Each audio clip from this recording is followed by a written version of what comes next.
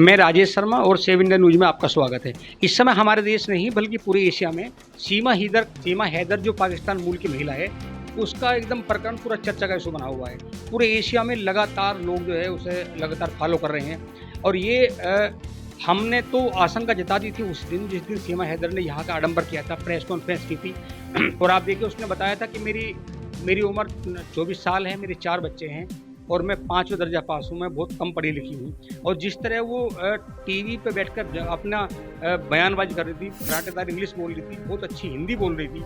चलो उर्दू तो बोल सकती है क्योंकि उर्दू उनकी ज़ुबानी भाषा है, पाकिस्तान की भाषा उर्दू है, उर्दू अच्छा बोल सकती है। लेकिन इंग्लिश और हिंदी जिस तरह बोल रही थी हमें, और वो जब उससे पता चला कि आप कहाँ से आई हो, उसने बताया कि मैं प्यार करती हूँ सचिन से।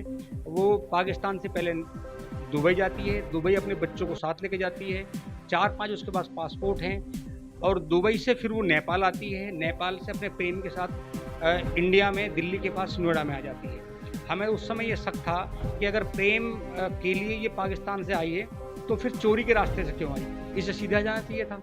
आप सीधे पाकिस्तान से हिंदुस्तान आ सकती थी, आपने ऐसा क्यों किया कि आप पहले दुबई गई, दुबई से फिर नेपाल गई, नेपाल से फिर हिंदुस्तान आई। तब ये शक गहरा गया था कि ज़रूर आईएसआई का कोई ना कोई ऐसा इसके ऊपर हाथ है और ये साजिश है हमारे देश के साथ में।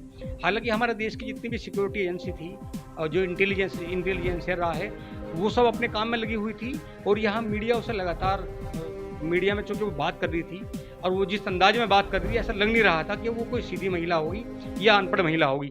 हमें लगा जैसे उसका बात करने का अंदाज है, उस बात करने से लगा कि ये सातिर महिला है और ये देश में प्रेम का आडंबर भर के लिए आई है। ज़रूर आईएसआई को साजिश है और वो इसे मोहरा बना रही है। इसके साथ ज़रूर ऐसे 2-4 संदिग्ध लोग हमारे हिंदुस्तान में आए होंगे जिनके मन में कोई ऐसी अनहोनी घटना करने की होगी। लेकिन ये देश, ये बड़ा देश है, हमारे पास ये भारत है, हमारे पास पर्याप्त संसाधन है।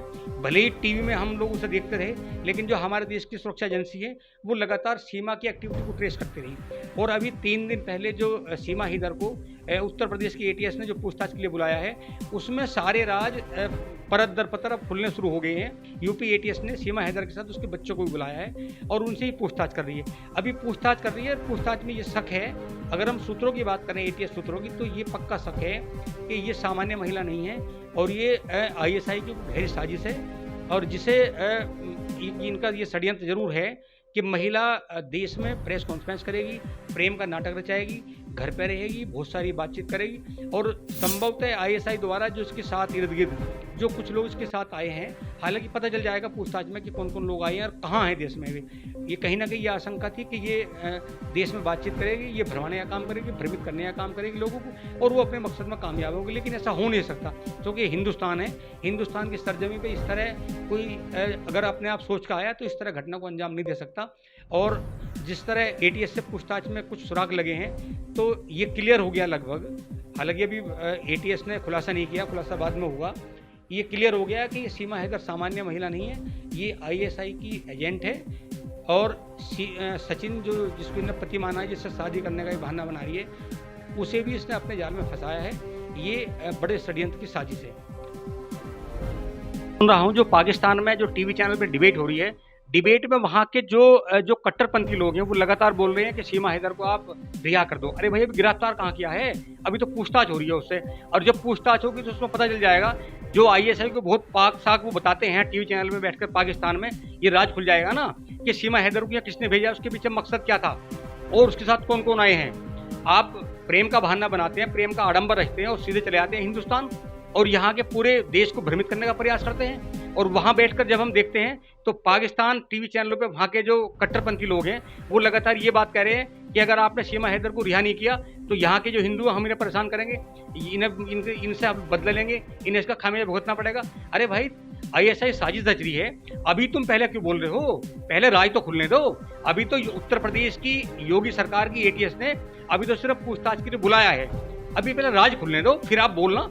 जो आप वहाँ टीवी में बैठ के बड़ी बड़ी बात करते हो, बोलना ना, पता चल जाएगा कि सीमा हैदर के यहाँ आने का मकसद क्या था, आप यहाँ क्यों आई है। अरे भाई आपको आना था, प्रेम के लिए आना था तो वहाँ एम्बेसी को बताते ना, ऐसे चोरी के रास्ते से क्यों चले आए। अभी रुको, अभी तो आगे आगे पता चलेगा, अभी तो सिर्फ पूछताछ हो रही है, बच्चों से पूछताछ हो रही है और वे सब नंबर ट्रेस कर लिए जिन जिन नंबरों के माध्यम से जिन नंबरों से साजिश हुई है और जो यहाँ आकर बड़ी साजिश रचना चाहते थे। ये तो आशंका थी, इंटेलिजेंस को आशंका है अभी भी कि इसके साथ में जरूर 2-4 कोई ऐसे लोग हैं, संदिग्ध लोग, जो इसके बहाने या इसके साथ देश में आकर घुसे हैं, क्योंकि इसने बताया नहीं है। अब ये षड्यंत्र जरूर था, अगर हम सूत्रों की बात माने तो षड्यंत्र था कि सीमा हैदर यहाँ देश में तमाशा करेगी, मीडिया को भड़काएगी, और वे लोग जो उनका मकसद है अपने मकसद में कामयाब होने का प्रयास करेंगे। पर ये हिंदुस्तान है, यहाँ की सुरक्षा एजेंसी बहुत बहुत मजबूत है, बहुत महत्वपूर्ण है। यहाँ तमाशा नहीं होता है जैसे हम पाकिस्तान में बैठ के, जैसे हम एंकरों के पास में कट्टरपंथी तमाशा कर रहे हैं, बार बार धमकी दे रहे हैं वहाँ के अल्पसंख्यक लोगों को देख लेने की। ये हिंदुस्तान है, अगर यहाँ आप गलत मंशा से आए हो तो उसका खामियाजा आपको भुगतना पड़ेगा। अगर हम ATS के सूत्रों की बात माने तो ऐसे बहुत सारे राज हमारी सिक्योरिटी एजेंसी के पास आ गए, इंटेलिजेंस एजेंसी के पास है, ऐसे कोई इनपुट मिले भी हैं कि जो इसका मकसद था बहुत जल्दी उससे पर्दाफाश होने वाला है। आप देखते रहिए लगातार 7 इंडिया न्यूज़ को। हम आपको सीमा हैदर से जुड़े वे सब कारनामे बताएंगे और वे सब षड्यंत्र बताएंगे, जिस षड्यंत्र के चलते सीमा हैदर पाकिस्तान से हिंदुस्तान में प्रेम का बहाना बनाकर अपने बच्चों को साथ लेकर आई है। धन्यवाद।